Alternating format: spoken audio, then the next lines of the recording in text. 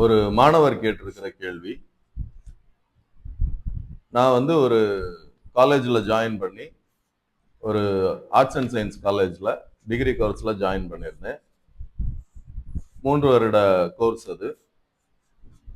2வது வருடம் படிச்சுட்டு இருக்கும்போதே, என்னுடைய குடும்ப சூழ்நிலை காரணமா நான் அந்த கோர்ஸ வந்து டிஸ்கன்டின்யூ பண்ணிட்டேன். இப்போ வந்து எனக்கு இது நடந்து ஒரு 3 வருஷம் ஆச்சு. இப்போ எனக்கு என்னுடைய சர்டிஃபிகேட் தேவைப்படுது. நான் காலேஜ்ல போய் கேட்டா, அவங்க நான் மீதி ஃபீஸ் எல்லாம் கட்டினா தான் என்னோட டிசி, என்னுடைய 12th மார்க் ஷீட் இந்த சர்டிஃபிகேட்லாம் தருவேன்னு சொல்றாங்க. இதுக்கு நான் என்ன செய்யலாம்? அப்படின்னு சொல்லி கேட்குறாங்க. அதாவது நெறைய காலேஜஸ்ல இந்த ப்ராப்ளம் வந்து போயிட்டு இருக்கு. இப்போ ஒரு கோர்ஸ்ல ஜாயின் பண்ணி படிச்சுட்டு இருக்கிற ஒரு மாணவர், அவருடைய ஏதோ ஒரு சூழ்நிலை காரணமா அந்த கோர்ஸ்ல இருந்து டிஸ்கன்டின்யூ பண்ணிட்டாரு அப்படின்னா, அவருடைய சான்றிதழை வைத்துக்கொண்டு தரமாட்டேன் அப்படின்னு சொல்றதுக்கு அந்த கல்லூரிக்கு சட்டப்படி உரிமை கிடையாது.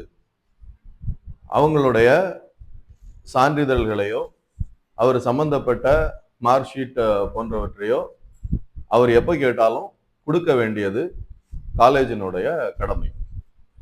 அப்ப அந்த ஃபீஸுக்கு என்ன பண்ணலாம் அப்படின்னு கேட்டீங்கன்னா, இப்ப அவங்க கட்ட வேண்டிய தொகை ஒரு 40,000, 50,000 பெண்டிங் இருக்கலாம்.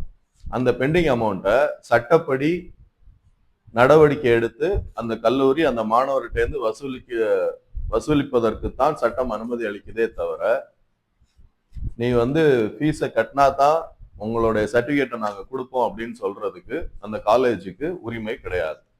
ஸோ, ஒருவேளை நீங்களோ உங்களுக்கு தெரிஞ்சவங்களோ காலேஜை டிஸ்கன்டின்யூ பண்ணியிருந்தால், அந்த சர்டிஃபிகேட்டை அந்த காலேஜ் நிர்வாகம் தரமாட்டேன் அப்படின்னு சொன்னா, கண்டிப்பா சட்டப்படி அவங்க மேல நடவடிக்கை எடுக்க முடியும்.